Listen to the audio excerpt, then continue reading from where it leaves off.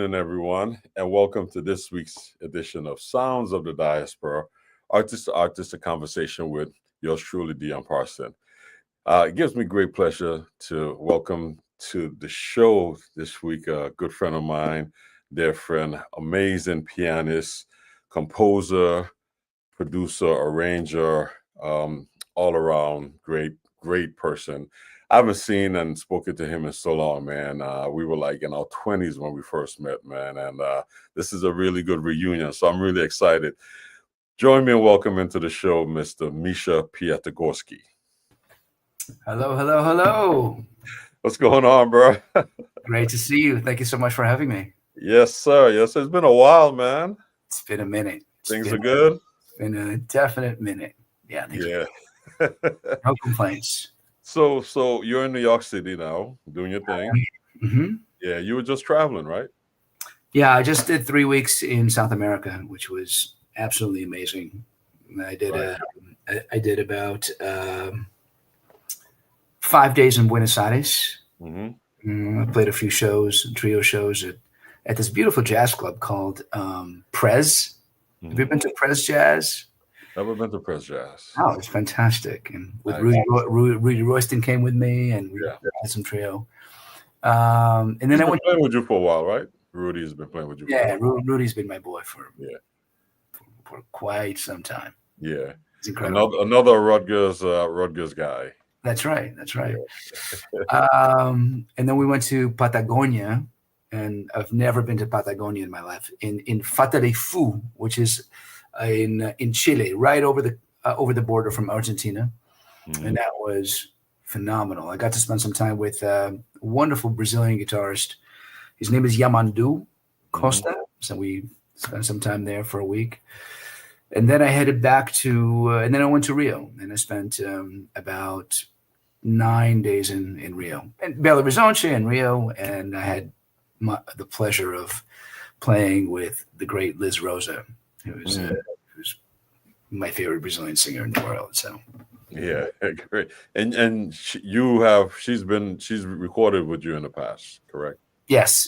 I just produced her album, which is coming out this year, and she was also on my recording that is also coming out this year. Mm-hmm. So, yeah, I adore Liz. Yeah, great stuff. Great musicians. She's my Ella Gina. Come on. There you go. And we both have a deep love and admiration for Brazilian music, but we're gonna get to that. I want to kind of reel back real quick because I like our listeners to kind of have a understanding of who the guests are. So you're originally from Russia and you came to the United States in the 1980s, and you pursued studying here and stuff. So just kind of give us a brief overview of growing up and your musical your introduction to music. Well, I immigrated with my folks in 1981 and settled in New Jersey. We were political refugees, and I started. I guess my piano education started at the age of 5, but it was all my life because my father is a musician. Right. He's a musician. And my father passed in 2020. And so he was a pianist and a composer. And so it was all around me all my life. Mm-hmm. You know, there are photographs of me being 6 years old and my dad just putting me he's playing piano and he's putting me on the drum set. Mm-hmm. I had a ride, a cymbal, a snare, and a hi-hat, and he gave me brushes. He's like, go. Right. Oh, and you went because I remember giving you drum lessons. That's right. So, so that was that. And then when I was 18, that's when I met you, is when I got into Rutgers to study with Kenny Barron, and I did that. And then I made my way to New York to Manhattan School of Music after that. And that was a way for me to get into New York. And that was it. Never left. Yeah. I mean, I leave all the time. But yeah, exactly. Constantly on the road. So, but New York is a place to be. I mean, like I had one of my mentors say, you go to New York for 212 area code or 917 area code or something of that nature because it shows that you're in New York, but you don't want to stay in New York. You want to always be on the road. That's your goal. Well, it's different for me. I actually really love being in New York. Yeah, I have a lot of things going on in New York. Right. First of all, I raised my children in New York. Mm-hmm. I have a 22. No, my gosh, she just turned 23. I have a 23-year-old daughter. My son is soon to become 19 years old. So I've always loved being in the city because it's my home. Right. With where my children are. Right. So, but I have also a lot of things going on in New York City. So that's the thing that I love. I love going on the road, but not too long. Right. I love a week trip. There you go. Well, speaking of the things you have going on in the city, you host some amazing events. Share with our audience some of the things that you have going on. Well, in 2021, once COVID hit, I think a lot of musicians went through, what the hell are we going to do for the rest of our life? Kind of, there was no more gigs happening. There was no money coming in. And it was, holy cow, what are we going to do? Mm-hmm. Anyway, in early 2021, I created a speakeasy show called The Daddy Rabbit. Mm-hmm. And originally it was supposed to be sort of in a particular club. I opened up a club with a partner of mine, and it was completely illegal. We were completely doing it like, it was like you walked in, everyone taking off their masks, and it was time to party. And that was incredible. But the partner and I went separate ways, and a few months after we started it, and the Daddy Rabbit was my creation, so I continued making the Daddy Rabbit happen without a particular home. Mm-hmm.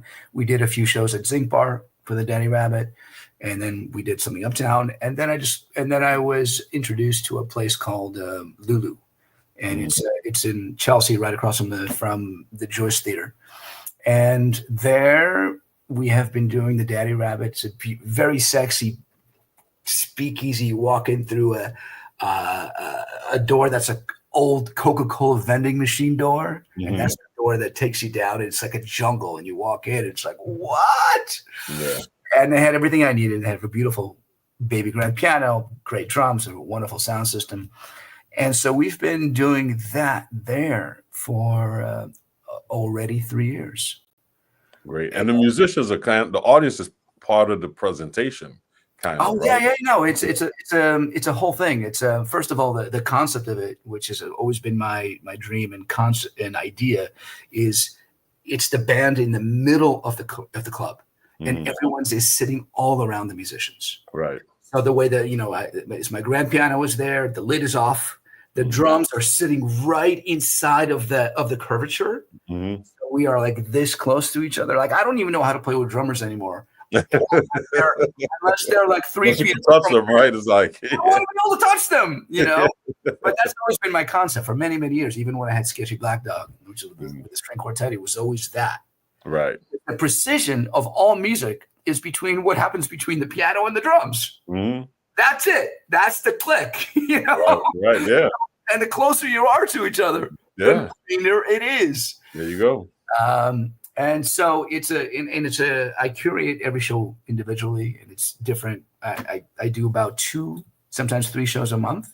Okay. And there's always a singer involved. And so it's always a trio, and usually with a horn or a guitar and a singer. And I always I've also have like a beatboxer or an MC. Mm-hmm. It's a whole thing. Right. It's a whole thing. It's a journey. It's not like going to the Vanguard. It's more like going to a Broadway show. Right.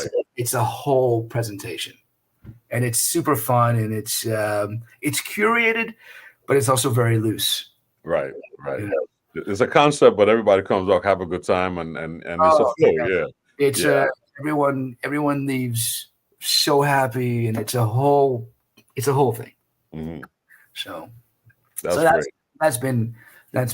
another reason why I love being in New York.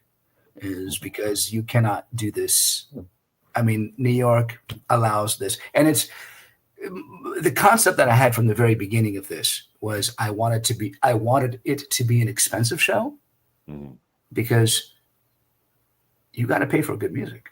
And the more people pay, the more important it becomes.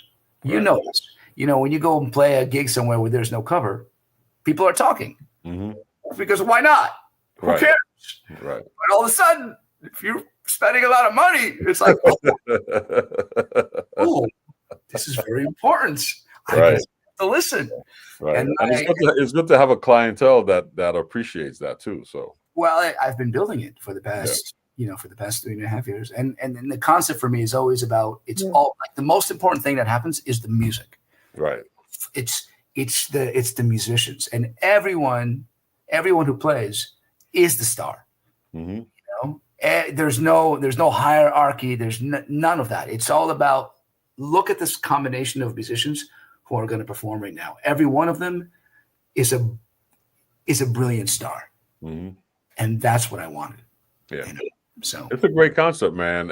Since we spoke, I've been checking it out, and I was like, that's a great concept, man. And I'm happy that you created that because it's needed. It's like the new scene. It's it's fresh.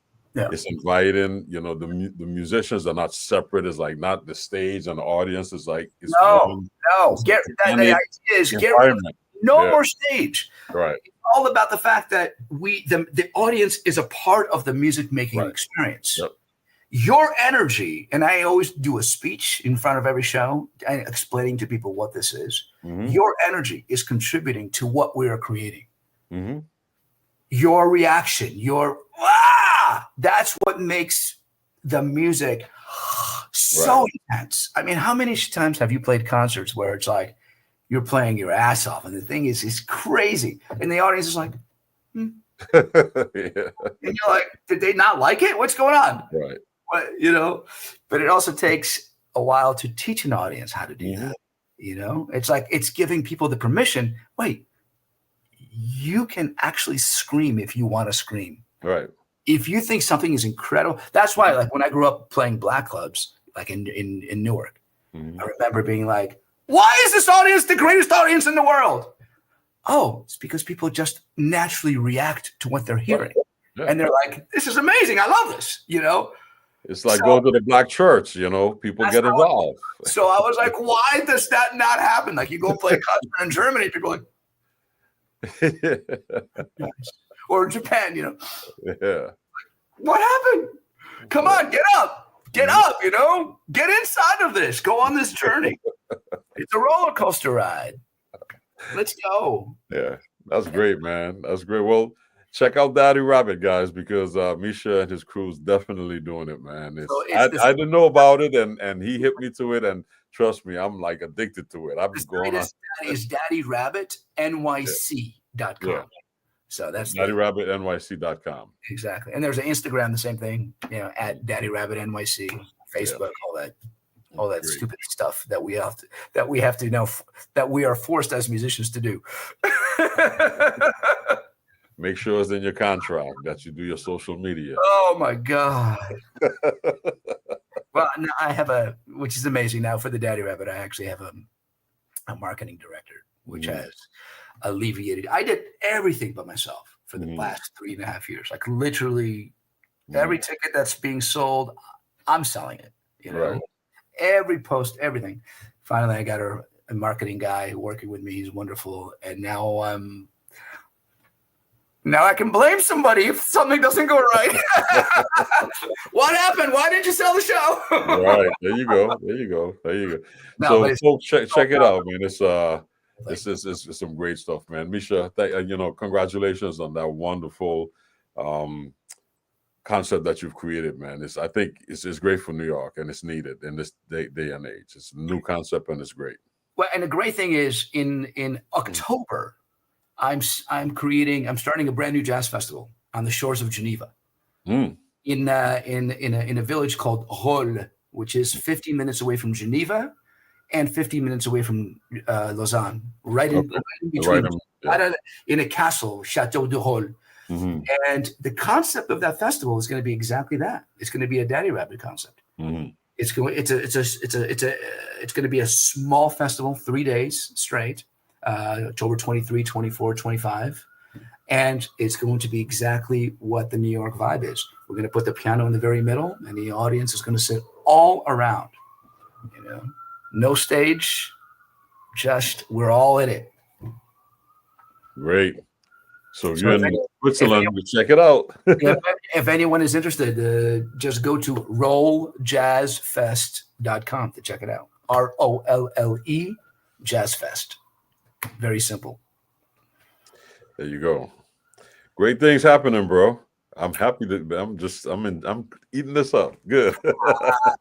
Good. So, man, not to change the subject, but I want to talk about this because you and I share a similar passion for music from Brazil, and as we go through the show, we're going to share some of that with the audience. But I want to have a conversation about how did you get introduced to Brazilian music? Because the last few times I saw you, that was like your thing, and you just came back from Brazil, and that's kind of I know that means a lot to you playing. You're a jazz pianist, but that's something that's you kind of been known for that. How do you get connected with the Brazilian scene? Okay, 2-step process. Yeah. Step number 1, I'm 18 years old. I have my first, my camera is not focusing on me. Weird. I have my first jazz lesson with Kenny Barron at Rutgers. As I have the lesson, Kenny afterwards stands up, and in the corner he has this shitty boombox with a record player, and from the 80s, those things that people used to have. And he had a few records lying around, and he pulls out Sergio Mendes, Brazil 65. Now, everyone really knows Brazil 66 with Masquinada. That's the famous, But Sergio Mendes, the previous album was Brazil 65. He gives me the album and he says, take it home. Do you have a record player? I said, yeah. Take this home and listen to it. I think you might like it. And that changed my life. I took it home. I copied it onto a cassette tape, as we used to do. And I think I wore that thing out. And I knew every note on that recording. It was the most beautiful, as we talked about, like it starts with, so nice. So nice. Yeah. And then there's that song, Let Me, which is Daisha. And the way that girl sings, I think it's Sarah Deva is the name of that singer. It's everything about it is what made me fall in love with Brazilian music. Now, 18 years old. I'm 22 years old, 23. I moved to New York City. I started Manhattan School of Music. And a buddy of mine is a Brazilian percussionist. His name is Mauro Rufosco. I don't know if you know who Mauro is. I think he was playing with the Talking Heads or the Chili Peppers for years. Anyway, he was in school with me. And one day he said, Misha, I know you're really into Brazilian music. You need to come meet my wife. At the time, he was married to Barbara Mendes. Okay. And he said, have you ever been to the Zinc Bar? And I was like, Zinc Boss, Sunday nights, right?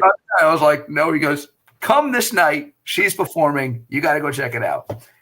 So I show up at Zinc Bar. This is probably 1998 or something like that. 1999, 1998. I don't know what it is. I walk into Zinc Bar. I sit down. And who do I meet? It's Barbara singing. Barbara's the same age. She became my sister. I fell in love with her in 2 seconds or less, as in probably half of New York. And it was either Paulo Braga playing drums or Porcinho. I cannot remember which one it was, but it was definitely Sergio Brandão on bass. Sergio, yeah. And Serginho on piano. And they went at it. Mm-hmm. For 3 sets, I sat there going, what the hell am I hearing right now? This might be the best thing I've ever heard in my life. Mm-hmm. And I had no idea what the songs were. I never heard any of this repertoire because they were playing the real stuff, not the Sergio Mendes. People would be like, "Oh, you like Sergio Mendes? That's like Brazil light." Mm-hmm. Check out this stuff. So they were playing all, Javan stuff, all kinds of Nilson Nascimento music. I did not know any of it. So Barbara and I became very close friends instantly. Like we started doing everything together, and she then divorced Mauro, moved into my apartment with my wife. It was a whole thing. We were family. Right. And Barbara started making me tapes. She said, listen to this and learn all of this. And I would just sit there and learn it all. You know, and I remember even I would come up to while they were I would go every Sunday, and Analu would sing, and I would come and I would come up to Serginho, and I would just listen to the songs. And I would memorize what they were, and I would memorize the chord progression, the whole thing, and then I would run up to him to be like, Serginho, what was the name of that song? And he would be like, you know, he spoke. I couldn't understand a word he was saying. And I was like, okay, that does not help at all. I would just look over to the Rhodes or whatever the CP70 that he would play, just to catch, like, to understand what key it's in, because I don't have perfect. I have relative pitch, but not perfect pitch. And I'd be like, okay, that song is in A minor. Okay, and then I would like just memorize the progression. And then I would see Barbara, and then we would play together, and I would be like, hey, can we play that song? And it goes like, you know, whatever. Right. And she's like, oh yeah, that's this song. Right. And that's how I got into it. And then soon after that, I started playing with Mariani Ebert. I don't know if you remember Mariani. She would be doing Saturdays at Zinc Bar. Okay. And I became her producer. I became her pianist. And then I started like writing all this Brazilian music and writing all these crazy arrangements and blah blah blah blah. And that's how it was. And that was the end. And I never stopped. And Sergio became a very dear friend of mine. By the way, I don't know if you know he passed away, right? I didn't know he passed away. No. Oh, yeah. He passed away during COVID. Okay, I didn't know that. Yeah. I got to know him pretty well also. That was my hang on Sunday nights when I was in town. One of my best zinc bar, and people don't realize how important the zinc bar was at that time. Oh my God, it was the most important. Here's what they would tell me. They don't even play that kind of music in Brazil. Yeah. They don't. It was only in New York that would happen at the zinc bar. Yeah. And that became my, I needed to learn everything about it. I started, we started doing some gigs in other places. I used to live on 107th Street, and there was a place around the corner called Soha. Mm-hmm. I don't know if you remember it, but I started bringing in that band, and we would be playing at Soha once a week. Mm-hmm. With Sergio and Barbara and either Porcino or Adriano, and it was a whole thing. Yeah. And I would learn how to play all the like Sergio would always sit right next to me. That's like he would always sit next to the piano, and his bass lines became such a crucial way of understanding how to play that kind of music for me. Yeah. And I would copy that stuff, and like I would play that stuff in the left hand, like copying his bass lines, and then I would play with Porcino, and I would completely understand his rhythmic language. And that rhythmic language is everything. And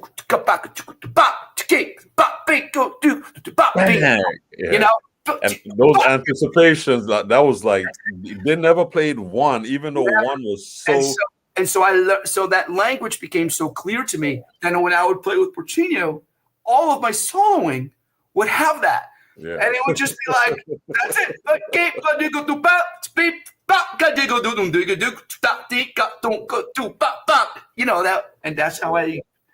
and that's how I learned. Hey, and that was a great time, man. I'm surprised that we never connected. That became one of my spots. I was gone a lot. I was on the road a lot, but I remember going to the Blue Note one night to check out one of my all-time favorites, Tanya Maria. And I went there. I sat there two sets. Yeah. Sat there 2 sets, and then I was like, okay. And then the cats went up to the dressing room. I was like, well, let me run over and catch the zinc bar. And while I'm there hanging out, the whole band comes in.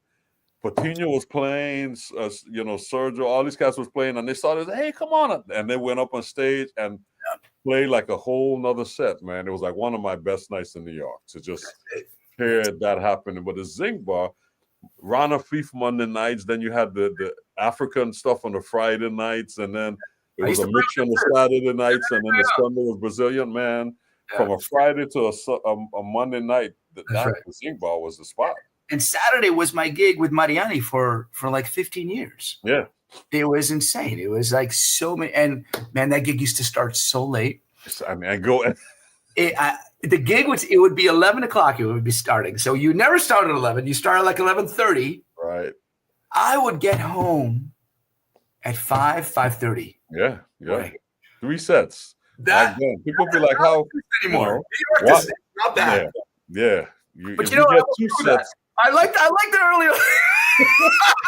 when you're in your 20s, you could do that. It's like while you guys were doing that at the Zinc Bar, I was up in Harlem at not Minton, St. Nick's Pub, doing the same thing with Bill Saxons and those guys. Oh yeah, of course. Doing the same thing. So New York was like that back then, but it was crazy. That was an institution, man. And I'm glad I got a chance to be part of it. I'm glad you got a chance to be part of it. But it's you know, listening to your music, I'm like, yeah, you know, because I haven't seen you. It was like a span of like 15, 20 years we didn't connect.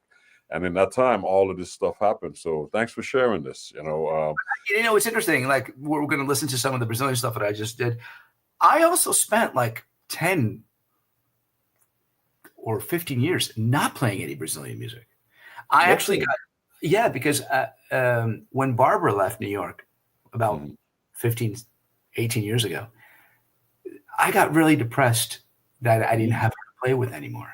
So I kind of stopped doing that. Oh, wow. Okay. I only started playing Brazilian music again only probably around 2019. That's when I met Liz Rosa. She came into my life. And then I was like, oh, my God. She came into my life, and then it became like a revolution of what it's like to play Brazilian music again. Right. Yeah, but I spent many years like not doing that at all. You know how it is. Like when you don't get to play, you was going through withdrawal, man.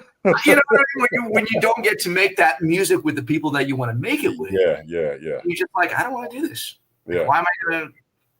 I don't need. And I mean, you just have to be there. But you know, I remember listening to Portinho play, man, and I you know, as a drummer, I would sit there and I'm saying, man, how is he doing that? Because this cat had a unique sense of rhythm, but the way he would play these accents, and then just out of nowhere, man, just bam, and it was like the biggest bomb in the right place, and it was just take the music to another level, and everybody he was playing, we just knew what that meant. It was like shifting gears, and it just went in a whole nother level. And it was, you just don't hear that all that, like you say, even in Brazil, you don't hear it. Do you remember in the old Zinc part, not the new one? Do you remember when the drums would be set up right next to the bar, as not next to the bathroom, but next to the bar? You had the bathroom side and then the bar side. Yeah. I remember. Did you ever see Portinho when he would be playing and somebody would be standing talking? Yeah. That was always like the best moment. And he's a little guy. He's like 4'2". He's a munchkin. Like 4'2", yeah. But he could. Man, he had power on those drums. That guy, he will mess you up. But he had some power on the drums, man. He was like the Tony Williams of Brazilian music. Oh, absolutely. That's kind of like that was. And he had some chops, man. He, was like, like him. But it's he had his own vibe too. He his own thing. Yeah. Like no one plays like him. Yeah. You know, it's incredible. You know that no one knows him in Brazil. No kidding. He left Brazil many years ago. He left Brazil in his 20s. So he never. People in Brazil, people knew him more in Brazil as a percussionist. Okay. But all his world was always New York and Europe. I mean, he used to play with Harry Belafonte. Yeah, he played with a lot. Yeah, Harry. He played with Tanya Maria also. He did with stuff with Tom. He played with one of our local hometown famous from the Virgin Islands, John Lucien. That's right. Yeah. Sergio Bandao. I remember seeing John Lucien in New York, and he had all the Brazilian cats playing with him. Yeah. That's how I got hip to the Zinc Bar, because that's where they told me to come check them out. on gigs with John Lucian. That's right. That's right. Yeah, man. Beautiful stuff, man. Exciting times, bro. Exciting times, man. Well, we could go on and on and on and on talking about this forever. I really want to get to some of this music because I'm sitting there listening to the music and I'm saying, wow, this is great stuff, man. So we're gonna start off with a song that you share with us called Mishization. Mishization. It's a game. It's a play on words. You're right. So like Mishization. Right, Mishization. Yeah. But Mishe, I learned recently. It was actually kind of called by a friend of mine, a Brazilian friend of mine. Mishe in Portuguese, in Brazilian Portuguese, means a man whore. It really does. So my buddy was the one who was like, "You should call this song Mishization." I was like, "I like that. It's kind of funny." So then it kind of stuck. So that's Mishization. Oh man, leave it up to Misha to come up with his own unique titles. All right. let's check it out. Mishization.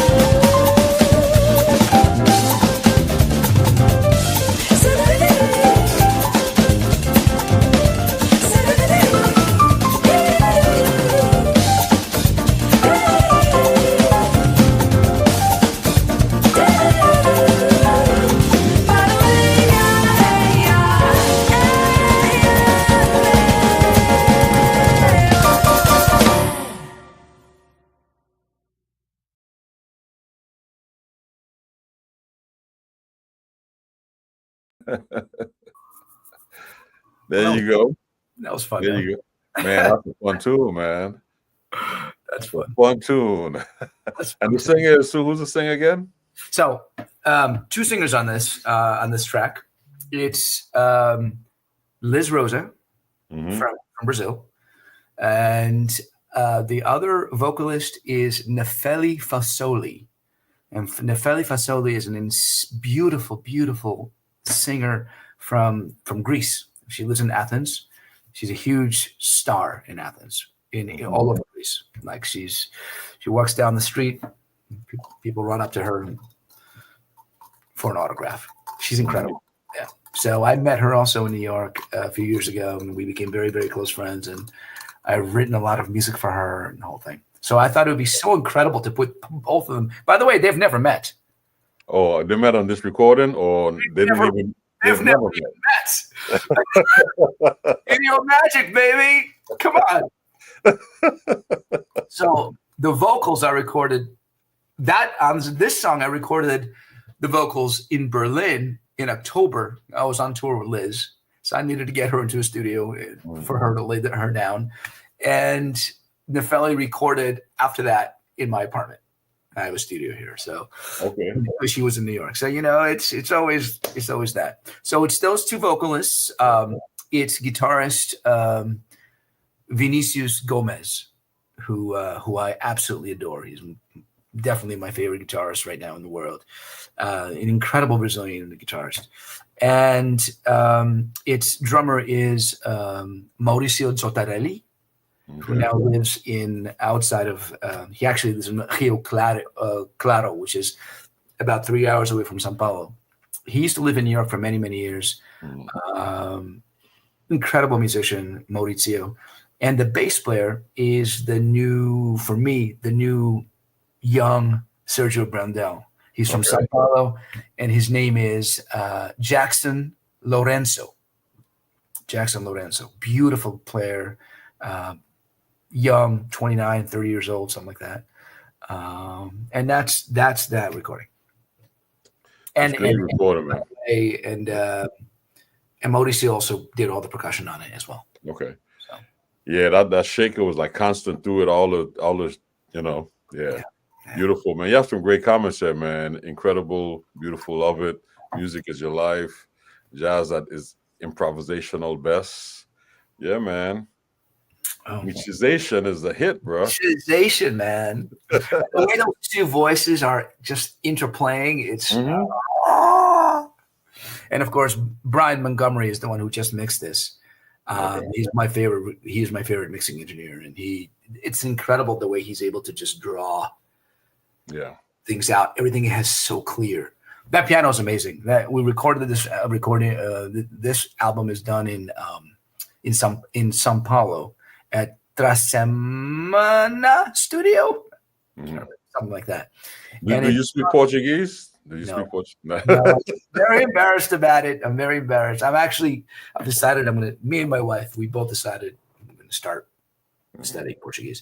But so this studio is partly owned by the son of Elis Regina. Okay, then. Okay. Yeah. So beautiful guy, Marcelo. I met him. They have the gorgeous Yamaha C7 that they specifically picked out from Japan with ivory keys, brand new piano with ivory keys. You never see that. It was amazing. I loved it. Yeah. I'll take that piano any day, anytime. There you go. It's a great song, man. And what I enjoy about Brazilian music, different than American music, is the singers. The interplay with the music, especially the rhythmical interplay. You guys was doing this thing all of a sudden, like you just hit these notes like out of nowhere, and I was like, wow. Liz is not a singer. She's like a horn player and a drummer when she plays. Yeah. So amazing interview with Misha. Jazz music is his life. Yeah, man. And again, like Elis Regina. I mean, when you listen to her sing and the intervallic structure of the song and the way she interacts with the percussion, and she's like another instrument. It's absolutely, but that's the way great Brazilian singers sing. Yeah, they're even though they're singing all the music, they're also hearing themselves. They're hearing all the percussion stuff. Right, and their vocal part is a part of the percussion. It's part of the percussion thing, yeah. But also the language, like the sound of the language is so. It's such a sing song. It's such a rhythmic thing. Right. You know, it's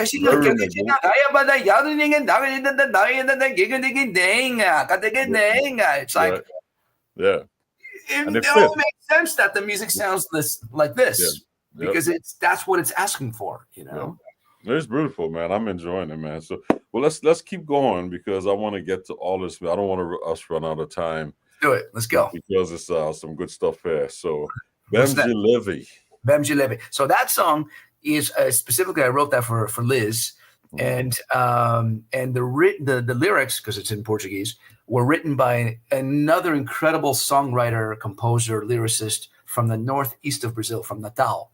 That's, by the way, where Liz is from. She's from Natal. Okay. And this this artist's name is Cristal. Cristal was also an amazing singer, performer, and she wrote the lyrics to this song called Bemji Levy. Okay, let's check it out. Yeah.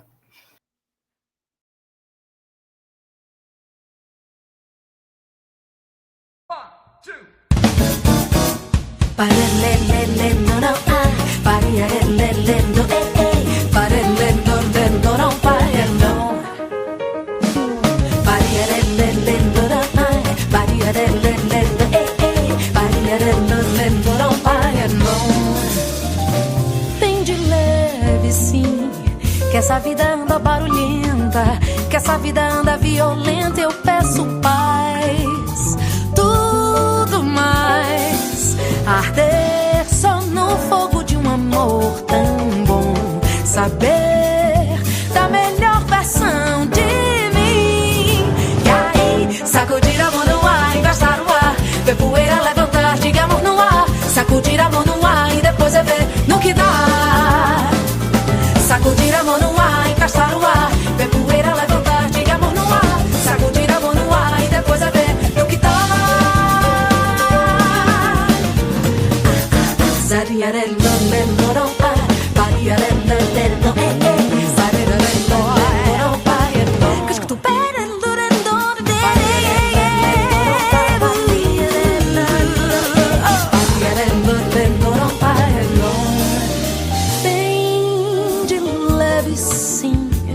Essa vida anda barulhenta, anda violenta e eu peço paz, tudo mais, arder só no fogo de um amor tão bom, saber da melhor versão de mim.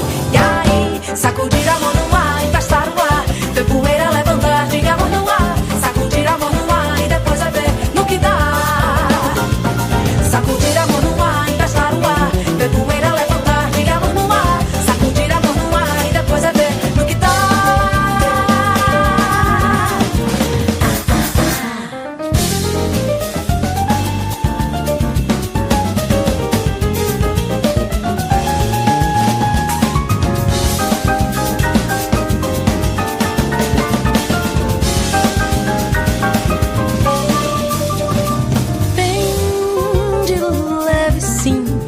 Essa vida anda barulhenta, essa vida anda violenta. Eu peço paz, tudo mais, arder só no fogo de um amor tão bom, saber da melhor versão de mim. E aí, sacudir a mão no ar, engastar o ar, ver poeira levantar, diga amor no ar, sacudir a mão no ar e depois é ver no que dá.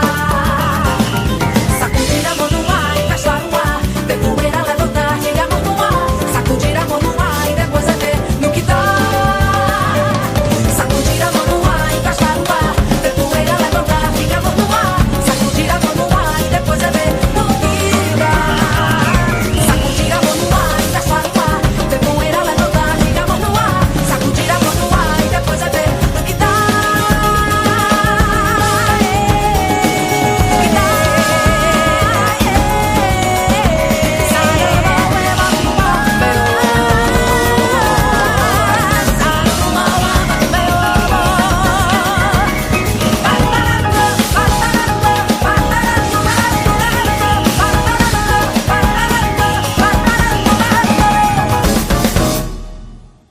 Please don't ask me to record again.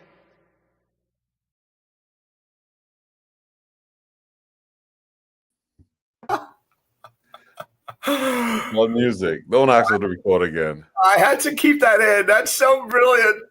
She hates recording. Liz hates recording. And I made her do the take like 3 or 4 times. That take was brilliant. I was just like, please don't ask me to do this again. I love it, man. Beautiful stuff. Love the vocals and arrangements, Misha. Perfect. Yeah, great music, bro. Reminds me of the girl from Ipanema. Sure. Yeah. Anyway. Yeah. Good stuff, man. Good stuff. I'm enjoying it.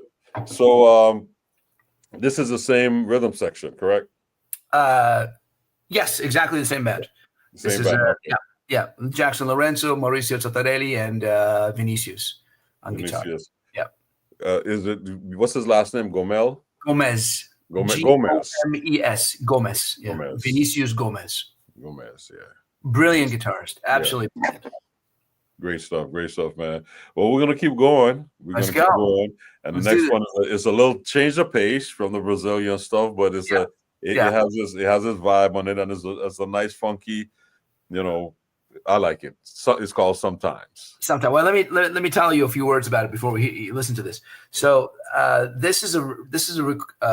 it was a single that I recorded with Nefelli. I wrote it for her in particular.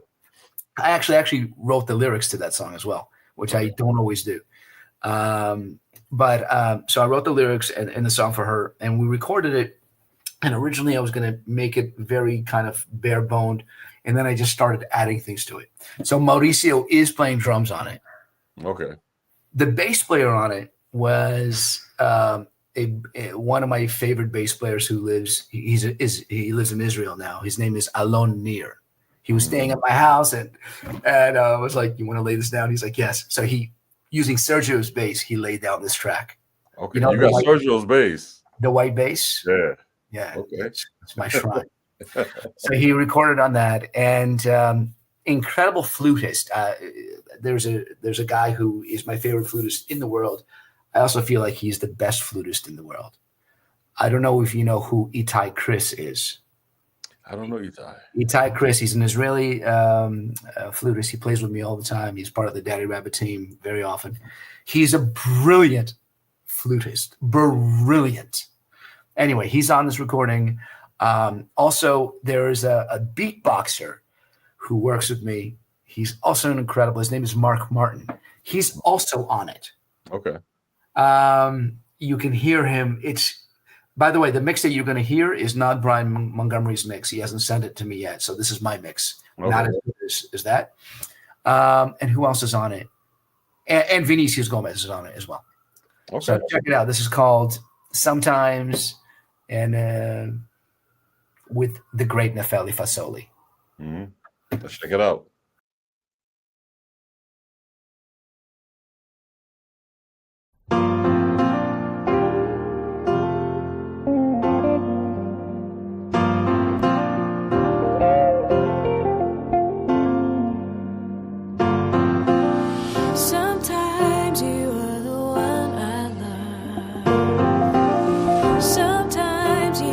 Don't care. You bring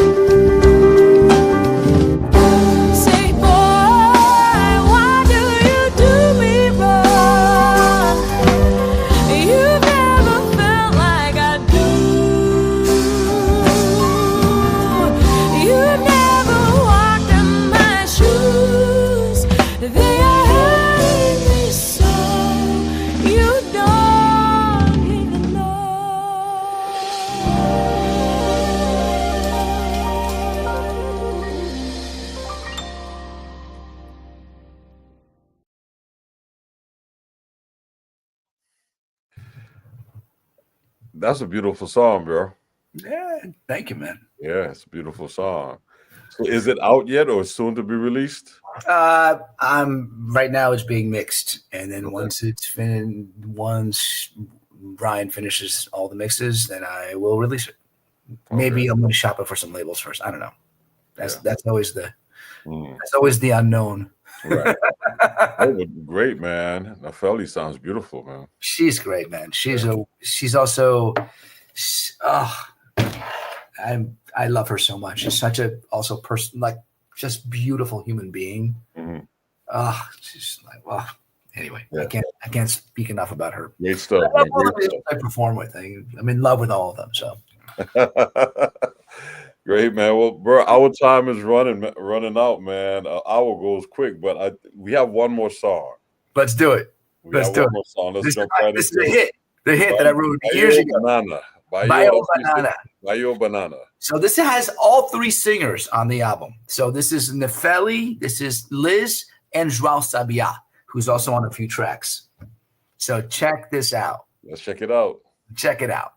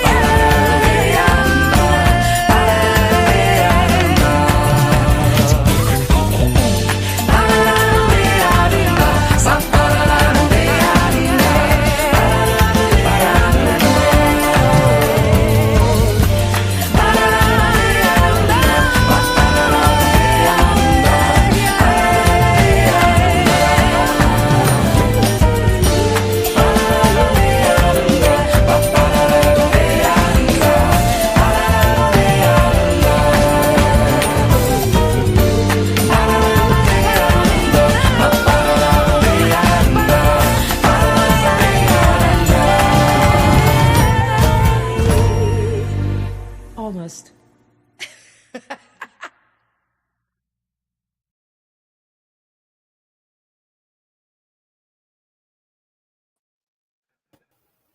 Hey, Misha, beautiful song. I love the breakdown in it, but I want to just say that this song was really evident. Remember how we was talking before the show started about the left hand, the stuff how you work to develop the component in your left hand.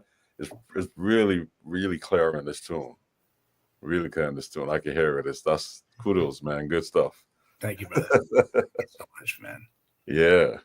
Thank you so much. Thank you for having me, man. Oh, bro, man, it's like 20-something years, man, over there. So many years. It's crazy. It's insane, man. Yeah. It's time for us to make some music together. Definitely. That's going to happen. Yeah. We have some great comments, man. One of our listeners said they're so glad they tuned in this week. Great music, Dion and Misha, and love the music. Your vocalists are incredible. One of my favorite, yeah. So great stuff, man. You have some great followers, bro. Continue to share this. This is why I love this show, Caribbean Jazz at its best from all around the world. Yes. Beautiful. Yeah, so Misha, you've been adopted, man. You one of the son of the soil of the Caribbean. Love it. Love it. So you got to come up with a word, just like you came up with Mishazation. You got to come up with a word for you being Russian Caribbean. You know, I don't know what to say. We think about it. That's your job to figure that one out. I didn't come up with Mishazation. It was my Brazilian buddy who came up with that. So. Okay, we'll figure that one out. We'll get a buddy to figure it out for you. But, you work it out. You work it out. Great stuff, man. Great stuff. Great stuff. I really enjoy having your show. Thank you. I know when I called you, was on the road. You couldn't really talk. He was like, "Yeah, just give me a date and we'll connect." And you called me. I was like driving from one place to another in Buenos Aires, I think. Right. I haven't talked to you in 500 years. You pick up the phone. The first thing you say, "How old are you now?" That's right. Because I remember, like, I was a child when I met you. Because when I was 18, I was literally going on 12. You know. Right. And you were like this, famous jazz musician, drummer. So you were always like way older than me in my mind, Oh man, come on. We're not that far apart in age, but bro, thank you so much. Thanks for sharing your beautiful music and all the great projects, man. Folks, go check out Daddy Rabbit New York City, NYC, DaddyRabbitNYC.com. Let your audience know how they can follow you. So they can follow me on my personal Instagram is mishamusic.nyc. So Misha is MISHA, music.nyc. That's my personal Instagram page. That's where I post all the stuff. My Daddy Rabbit Instagram page is Daddy Rabbit NYC. So that's the other one. So I basically take care of both of those Instagrams, and that's it. Listen to my stuff on Spotify or anywhere else, Apple Music, as long as you know how to spell my last name. That's hard. That's hard. It's Piatigorsky. That's how we taught my kids how to say the last name, how to spell it. Piatigorsky, little Mickey Mouse Club. The Piatigorsky Club. All right. Come on now.